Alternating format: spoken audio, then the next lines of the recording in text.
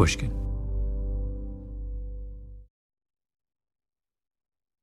Before we do any talking, I just want you, can you just read the opening scene? Exterior, ape sanctuary, day. Bubbles, a grizzled, muscular, 33-year-old chimpanzee lazily knuckle walks across the floor of a large, domed enclosure nestled in a verdant Florida woodland. Superimposition, Center for Great Apes, Wauchula, Florida. In my life, become a student of cages.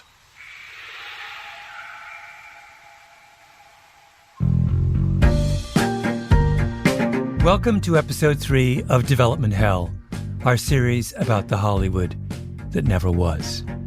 I heard about this script from Franklin Leonard, who runs something called The Blacklist. It's a Hollywood institution that polls movie executives every year, asking them to name their most liked unproduced screenplays. The project we're going to talk about today hit number 1 on the Blacklist. It was called simply Bubbles. A story told through the eyes of the most unreliable of all unreliable narrators, a chimpanzee, who rose as high as a chimp can rise and then fell. And the entire town, the entire community of development executives, studio honchos, producers, everyone in Hollywood agreed that this was the best thing they had read. But do you know when Bubbles hit number 1 on the Blacklist? 2015. 9 years ago. Hollywood decided as a group that a story about a chimp called Bubbles was the absolute best script of 2015.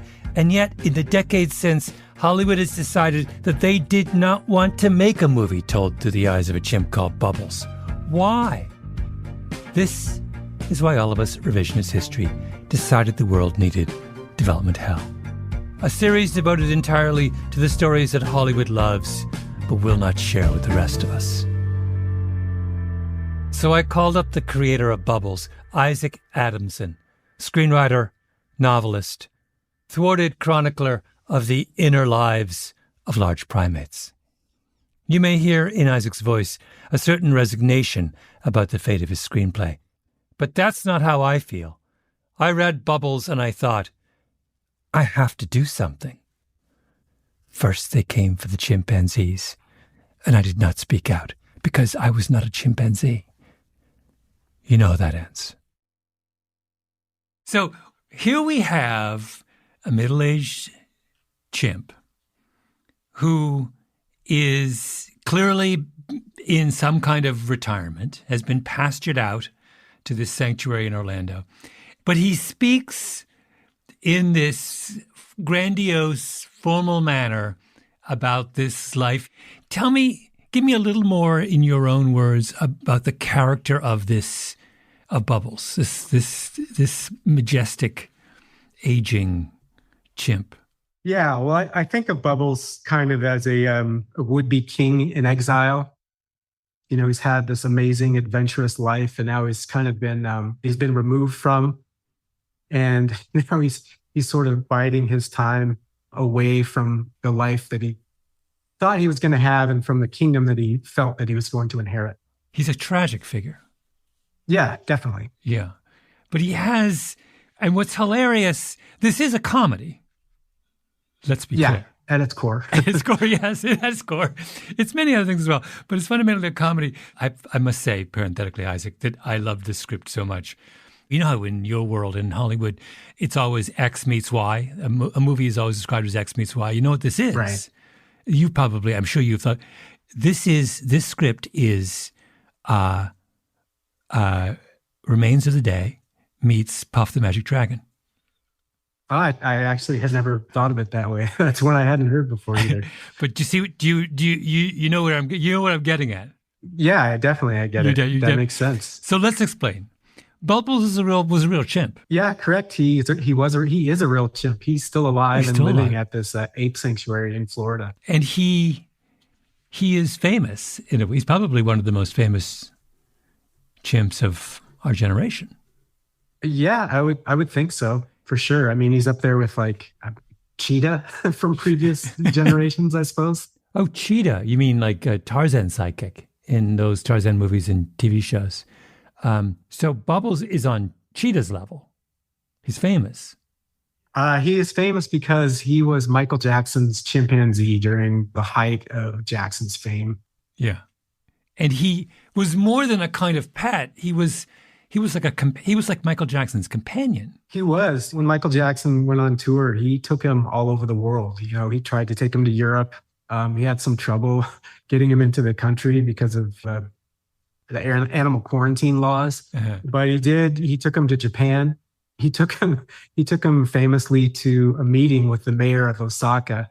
So you had this idea of doing a movie about Michael Jackson, seen through the eyes of his chimp Bubbles. Yeah, I guess the genesis of it happened a long time before I actually sat down to write the script. You know, it was right around the time Michael Jackson died. And there were all sorts of articles about every aspect of his life. And I happened across something in like People or, you know, one of those magazines that you kind of flip through at the dentist's office. And it was just a little blurb about, well, whatever happened to Bubbles? You know, remember Michael Jackson's chimpanzee? And I thought, oh, that's kind of interesting because I sort of remembered Bubbles being around and everything.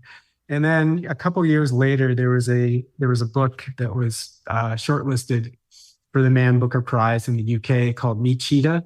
Mm-hmm. And I thought it was like the Tarzan story told from Cheetah's perspective. That it turns out I was totally wrong. I didn't actually read the book. I just read about it. I'm like, oh, that's an interesting idea. Uh-huh.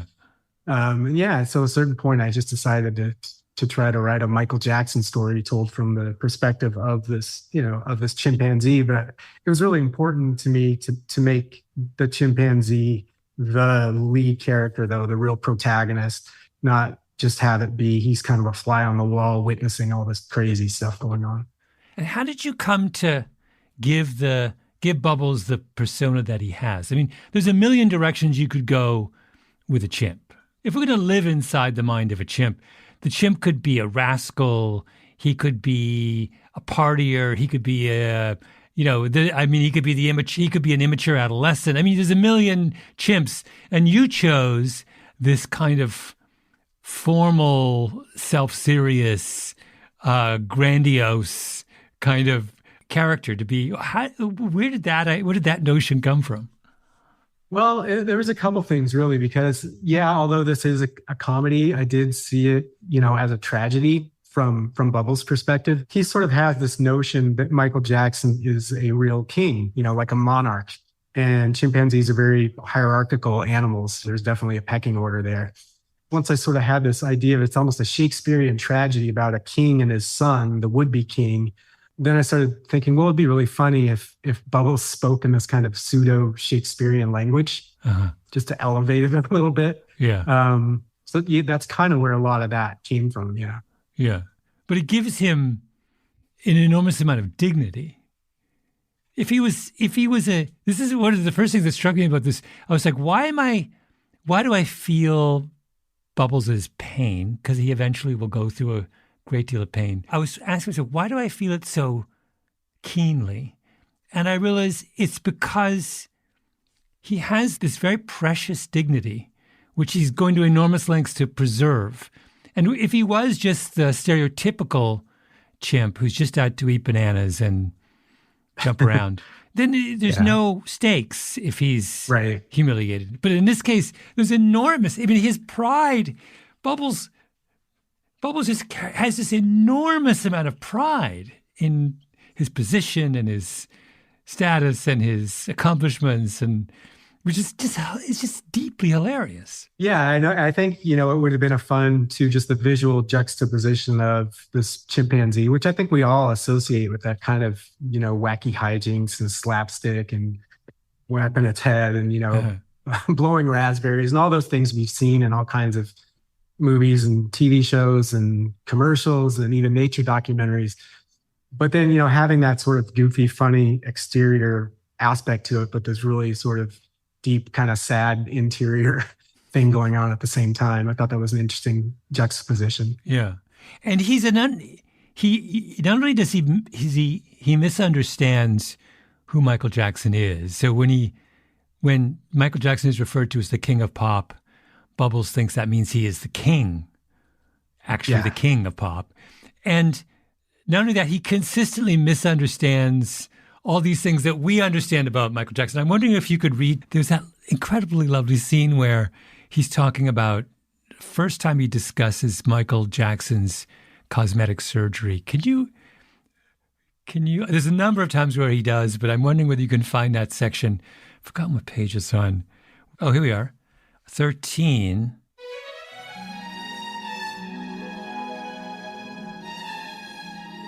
Interior, Havenhurst Mansion, Michael's bathroom, night. Michael looks at the man in the mirror, unhappily inspecting his face for a moment before picking up a bottle of Porcelina skin bleaching cream. Bubbles sits on the stool next to him, watching as Michael rubs the cream into his face. Before venturing forth to the battlefield, he would don war paint that turned his face a spectral, phantasmic shade, meant to strike fear into the heart of his enemies. Later, Michael faces the mirror again. A bandage covers his nose. Often he would return from these battles with bandages covering wounds received in combat. Michael peels the bandage away to reveal a noticeably narrowed nose. But he had remarkable powers of self-healing, each time recovering from such injuries without so much as a scar. He's such a hilariously unreliable narrator about his king. That's like half the fun of this. This is why, when I said it's half Remains of the Day. Remains of the Day is a novel about a butler to an English lord who's sympathetic to the Nazis in the years before the Second World War. And the butler thinks that his master is one of the great statesmen of his day, instead of just being a groveling neo-Nazi, and that's a tragic novel. But the whole thing is the butler never understands who his master is. And by the end, but this is the same thing. Bubbles is like the butler in Remains of the Day. He just he never ever cottons on to the kind of hollowness in Michael Jackson, I guess. Yeah, I think, because he is a chimpanzee and he misinterprets a lot of what he sees, I think it sort of allows him to retain an innocence too that, a quote unquote normal person that was seeing some of the things that Bubbles was exposed to would, wouldn't come to the same conclusions that Bubbles does for sure. But Bubbles does, there are certain things he uses a lot in this screenplay about Joe, Michael Jackson's tyrannical father. And Bubbles does understand that there is something deeply kind of corrosive and tragic about that relationship. Yeah, it's true. I mean, he does. I think one thing that he's good at sensing is sort of power dynamics. And he can kind of understand that, Michael's maybe the king, but here's this other figure who is unkind to him, but clearly has power over him, in some sense. Mm-hmm. Mm-hmm. You have an enormous amount of fun in the script with populating it with every single pop culture person of the moment. In fact, I lost track. I was keeping track of all of the cameos. We get Elizabeth Taylor. We get lots of Quincy Jones. We get Bon Jovi in a hilarious scene when Bon Jovi basically co-opted Bubbles for a crazy night on the town. LaToya, obviously. A Corey Feldman. Prince. Yeah. Prince in a memorable scene when we see Prince encounter Michael Jackson through Bubbles' eyes. Bubbles tries to make sense of the this. I mean, this part of the script sounds like you must. I pictured you laughing out loud as you were writing these scenes. Oh yeah, definitely. Pretty much every scene, there was something that just made me giggle. And even before I was writing it, when I was just researching it and coming upon all these stories, I mean, Bon Jovi tells that story on a clip, and I think it's on YouTube, about how when he was in Osaka, he basically they gave him Bubbles for the night, and they just had a big hotel party. And the Prince story, that's another one that was based on, a true thing that happened. I mean, Michael Jackson being the massive figure he was at that time, he did interact with pretty much everybody who was everybody, in pop culture during that period. What's also interesting is that There's things happening inside Bubbles, which you made up yourself. Everything that happens outside, it seems like, so basically we're covering Michael Jackson's life when he's writing and touring for Bad. Is it Bad? Was the album called Bad? Yeah, it was Bad. Yeah. Yeah. You're just fishing through all of the true accounts of that era and taking out stories. Basically, yeah. There's other stories that I've heard, since the script got out, and I talked to so many people about it, and everybody was sharing their Michael Jackson stories and rumors and all kinds of. I've heard a lot of other just kind of wild stories since then, involving Madonna and Michael Jackson, and some involving Bubbles, and people that saw him when he was at Neverland. And yeah, I've heard a couple where Bubbles was probably not as well behaved as he generally is in the script. Yeah. Yeah, well, that goes without saying. We have to give him, if we're going to give him some dignity, he can't be throwing his feces at the wall every 5 minutes. Right, yeah. Of course, there are all kinds of things about Michael Jackson's story that are not funny. And when we come back, Isaac hits a roadblock as he tries to get the Bubbles movie made.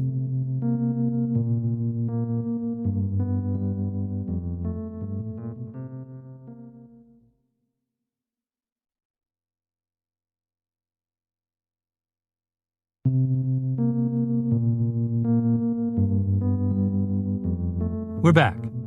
Michael Jackson dies in 2009, but Bubbles is still alive. And nearly 6 years later, Isaac Adamson writes the biopic we're talking about, the story of the king of pop from the point of view of his pet chimpanzee. He's thinking of using stop-motion animation to tell the story for obvious reasons. Hollywood is used to dealing with prima donnas, but a chimp as a star of a movie would be on a whole nother level. And Isaac isn't ignoring the pedophilia allegations against Michael Jackson. The Leaving Neverland documentary that exposed Jackson's behavior isn't out yet, but there's been investigations in the 1990s that have become headline news. So around 2015, Isaac takes his admittedly unusual project and starts shopping it. And studios like it. In 2017, Netflix bought the project. And Isaac entered development hell.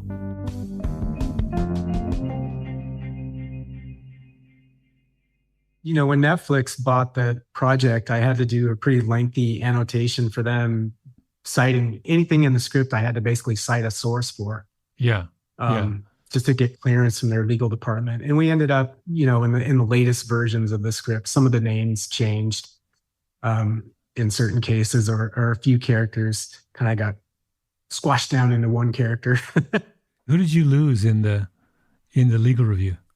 Well, the biggest change had to do with a lot of the stuff related to legal charges that Michael Jackson faced. And we just changed some of the names there because there were a few things that were included in the script that were a little bit, there wasn't a whole lot of proof, or the only stories about it were like disreputable British tabloids and stuff like that. Yeah. So this brings up this crucial thing, which is what begins as this kind of strange, kind of lighthearted romp takes a dark turn in the second act. And we actually get into Michael's well-known allegations around Michael Jackson's pedophilia.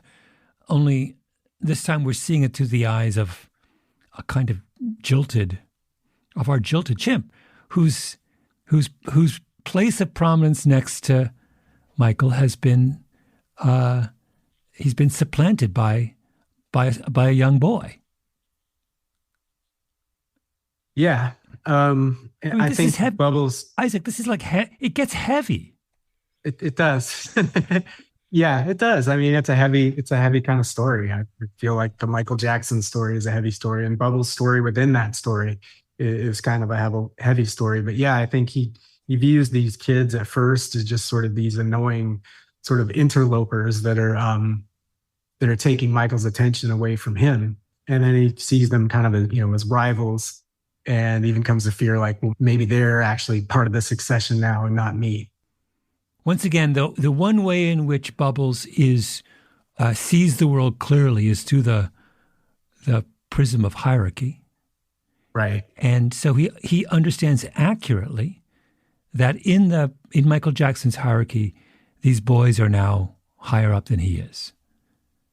Correct. They occupy a place in Michael's heart that he does not. And this is, like I said, this is why I said this is Remains of the Day meets Puff the Magic Dragon. It's the Puff story. Then one day it happened. Jackie Paper came no more. That's what happens to him. He gets pushed aside. And it's like, it broke my heart when that happened. Yeah, it's a tough moment. It's a tough thing for Bubbles. And I think, if you talk to the kids who were around Michael Jackson a lot at that time, I think a lot of them went through similar experiences with him where they were his favorite, and then someone else came along, and they were just sort of jilted out of Neverland. And I think, in certain cases that hurt these kids a lot. Even some of the ones like Corey Feldman, who says that Michael Jackson never touched him or, did anything sexually untoward, but he was just hurt by that whole experience of feeling like they were buddies and he was the favorite. And then one day he's just out. Mm-hmm. Mm-hmm. What does it do to our understanding of that part of Michael Jackson's life that we're viewing it through the eyes of a chimp? Yeah, that's a good question. I feel like, in a certain sense, it gives us Bubbles' interpretation and often misinterpretation of these things that he sees. It works almost as a distancing device that allows us to sort of see things through a different viewpoint that wasn't necessarily our own, or the way I experienced Michael Jackson when I was a kid growing up in the 80s. I mean, when I was growing up and where I was, it didn't really matter what kind of music you listened to. You liked Michael Jackson. Like if you were into, Iron Maiden and heavy metal and all that stuff, you still liked Michael Jackson. If you were listening to Duran Duran and a bunch of new wave, you still liked Michael Jackson. Everybody liked Michael Jackson. I remember seeing the Thriller video 1,000 times on MTV when I was a little kid. So yeah, I was definitely a fan. Yeah. I'm trying to kind of figure out why years later the kind of psychological dimensions of this story would have been so kind of clear to you, right? It's sort of weird, like, an entire generation of seventh graders kind of encounter Michael Jackson. Yeah, for sure. I mean, I'm sure a lot of people were jealous of those real life kids at the time. That, oh my God, Jimmy's getting to go to Neverland, getting to go on vacation with Michael, and it looked like the greatest life ever, where you're just eating ice cream and watching movies and, riding on a Ferris wheel at Michael Jackson's house and all that kind of thing. Mm-hmm. And just the sort of, the darkness that was actually going on, and or even in just the sort of hollowness of those kind of fake friendships too, was something that I don't think a lot of people certainly knew at the time. Mm-hmm. Do you think that that seeing Michael through Bubbles' eyes makes Michael a more sympathetic character to us or less? That's tough. I mean, I think he probably comes off as a little bit less sympathetic because we're told the story from kind of a quote unquote victim's viewpoint, because it is Bubbles telling the story. But at the same time, Bubbles can't really, especially in the early, version of the script, can't really bring himself to hate Michael Jackson. He still, even in the last, that first scene I read and the last scene in the script, he's hoping one day Michael Jackson is going to come again. He's still waiting for Michael to return, mm-hmm. So they can rule the world together once more.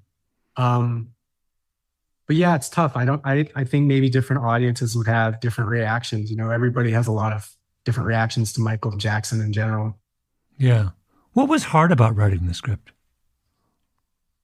Honestly, just from a technical point of view, the hardest thing was keeping Bubbles as the protagonist and not letting Michael take over too much of the script, just because he is such a compelling figure. And, finding ways to include the moments that I wanted from Michael Jackson's life, but have Bubbles somehow be there for them. hopefully in more than just like I was saying before, fly on the wall capacity, where he's just sort of reporting what he's seeing. Mm-hmm. Because to give him stakes in some of those instances too. But he can't, the thing about Bubbles is he can't grow, can he? He's if you have an unreliable narrator, as in Remains of the Day, the pathos comes from the fact that the world outside the narrator changes and the narrator is blind to it, right? So if the unreliable narrator becomes reliable at the end, then it kind of ruins it. Or am I wrong? Yeah, that's a good question too, especially as it relates to sort of versions of the script that we revised after Leaving Neverland had came out. I think I felt, and the producers felt, that we couldn't allow Bubbles to be quite as ambiguous or I guess agnostic about what happened at Neverland. Mm-hmm. Because he is telling our movie, and then therefore it makes the movie feel like we're agnostic about it, and trying to question, well, maybe all those terrible things didn't happen, which was not our intention at all. So in later versions of the script, and the changes are pretty small, but I think Bubbles does display a clearer understanding of what's going on there. And he kind of loses his innocence a little bit. Mm-hmm. And his parting with Michael Jackson is a little more final. We don't really see him longing to see Michael again in those last moments. I do feel like we kind of needed to write it that way, based on everything going on. But it is a good question whether that sort of undermines a lot of the other things in the script about his unreliable narration and his innocence overall. Mm-hmm. I think he became a little bit less innocent character in the final versions of it, as I think everybody became, less innocent after Leaving Neverland hit and really had the impact that it did. I don't think people could pretend anymore about Michael Jackson, who really was, at least in certain aspects of his life. Talk a little bit more about Leaving Neverland, which comes out when? I believe it was January 2019. It premiered at Sundance. Yeah, and so you wrote your script. First draft was written when? I originally, the first draft of this script was written in March 2015. And when do you see it? Do you see it right away? I didn't see it right away. It's funny. My manager was in Sundance and he went to the premiere of it and he called me immediately. And he's like, I think we got a problem. Then I saw the film, and the thing that I really underestimated was just the power of hearing these guys tell their own stories in their own words. And, they really become real people in a way that they're not when you're just looking at court documents or a magazine article or something like that. And you really heard them, expressing the hurt and the pain and of the things that they had been through. That had a huge impact on the project for sure, in a negative sense for me. But when your manager said you had a problem, what did he mean exactly? Did he mean that the script as it presently is doesn't work anymore because it's too ambiguous about Michael Jackson's kind of sinister side? Or did he mean that just that you had to rewrite it? I mean, how dire was your manager's kind of perspective? I think the real problem and the thing that he saw coming was that Michael Jackson was just going to be toxic. And I think once Leaving Neverland came out, it was going to be hard to make this sort of whimsical, fun movie that I think a lot of people thought they were signing up for coming onto this project. Mm-hmm. I think that's what he meant by we're in trouble, just because almost overnight, just sort of the perception around Michael Jackson changed and nobody wanted anything to do with any Michael Jackson project at that time. So prior to Leaving Neverland, was this script on track to be made into a movie? Yeah, it was. We had Taika Waititi, attached to direct it. And there was another director, Mark Gustafson, who was going to work on all the stop motion animation because that's how we had decided to do it. Dan Harmon at Starburns was producing it. So we had all his company was on it. Netflix bought the project at Cannes, and I think it was 2017. Uh-huh. So yeah, it was kind of ready to go. Um, the two things that killed it were, well, Taika Waititi had this other movie that he wanted to do kind of in the meantime called Jojo Rabbit. So yeah, he went off to do that. And then in the meantime, Leaving Neverland came out. And I think we got to a point and we were pretty deep in pre-production. They'd already hired all the department heads. We had 40 some animators working on it. And it was kind of getting to the point where we needed Taika to really engage and start making some directorial decisions. And he was just not engaged in the project. We knew something was up. And finally, he just, he made the call to his agent or whatever, get me out of this. I can't do this anymore. And that's when it sort of died. And Netflix had said, well, you've got 2 months to find another director for this. And then 3 days later, they completely changed their minds and went, no, we're killing it. Everybody's fired. Go home. So yeah, that's not a good day. We'll be right back.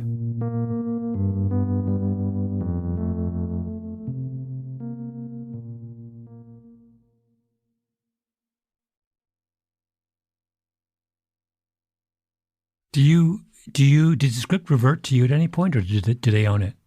It has recently. Yeah, I own it now. Yeah. Do you think it's dead? I don't know. Things kind of never die. It's funny. People bring it up to me all the time, but we haven't really pursued any serious avenues towards getting it going again. But who knows? I will say it's pretty obvious to me that Michael Jackson, just as a public figure, is not. I mean, they're making a Michael Jackson biopic right now. Just yesterday, Usher on the Super Bowl was wearing, like a Michael Jackson glove. I don't think we would have seen that in the immediate wake of Leaving Neverland. Yeah. It's funny because I to take a contrary position, I feel like this is more interesting post Neverland than pre Neverland. I mean, it goes from being, if you do this this movie at a time when we think of Michael as a talented eccentric, then the movie is fun and whimsical, but there's nothing at stake.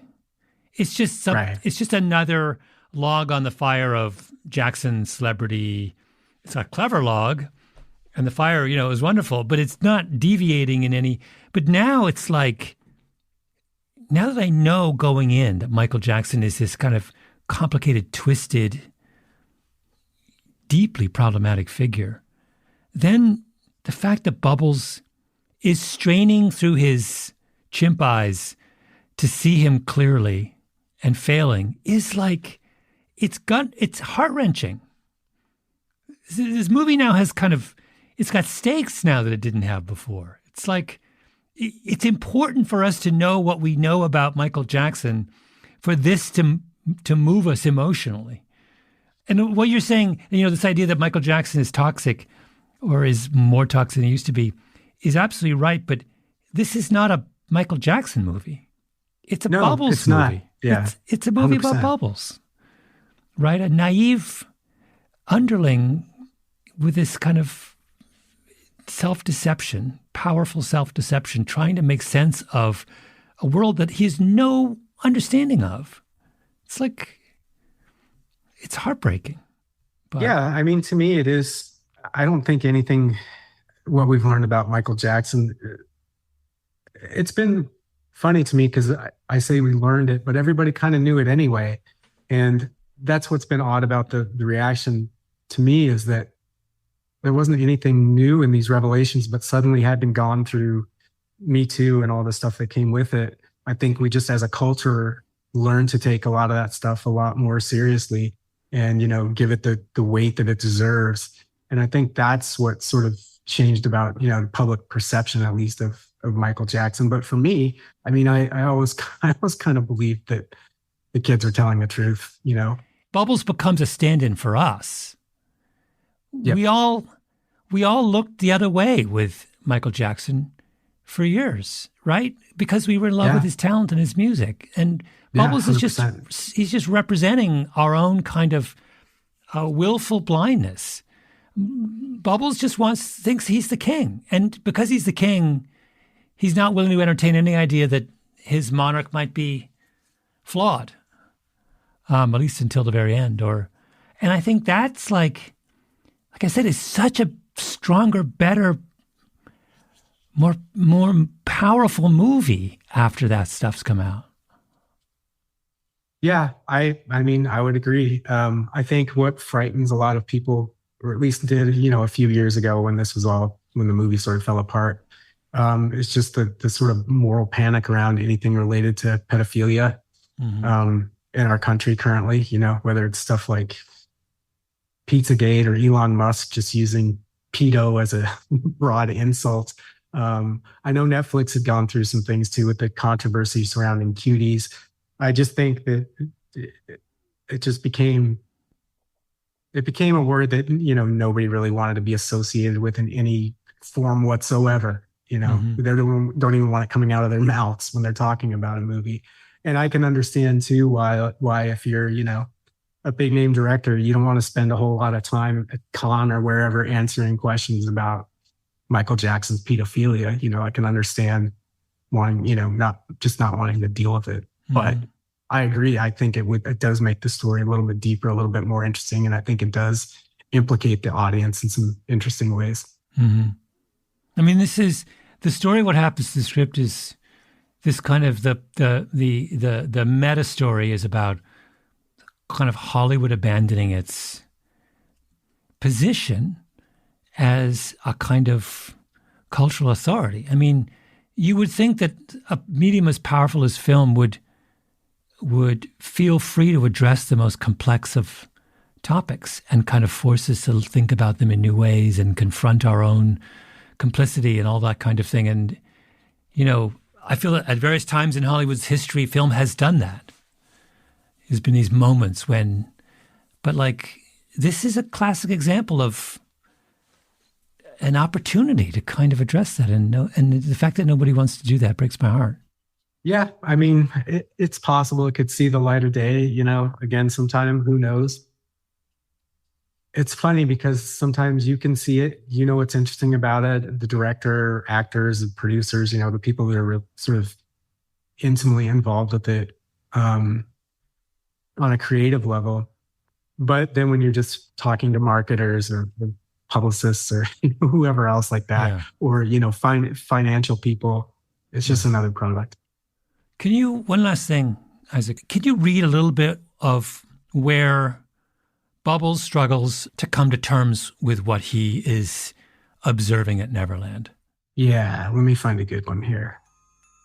Okay. I found a good one.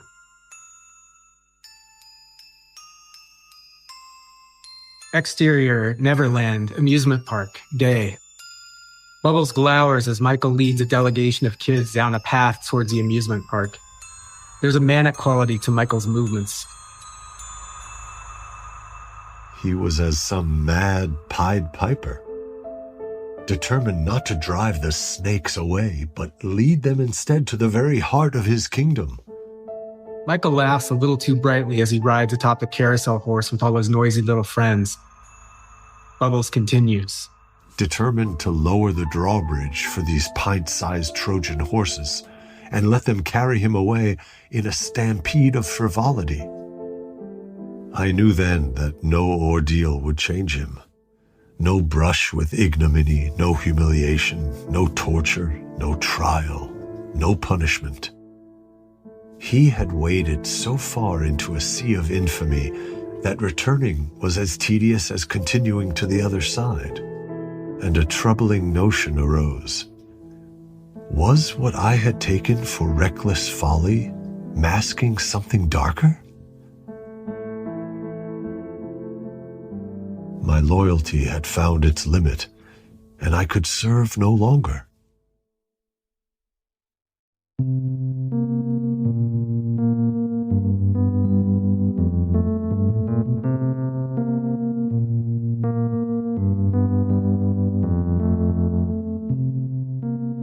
This episode was produced by Nina Bird-Lawrence and Tali Emlin, with Ben Nadaf Hafri, editing by Sarah Nix, original scoring by Luis Guerra, engineering by Echo Mountain. Our executive producer is Jacob Smith, and our special guest voice actor was the old Pushkin friend, Ethan Hirschenfeld.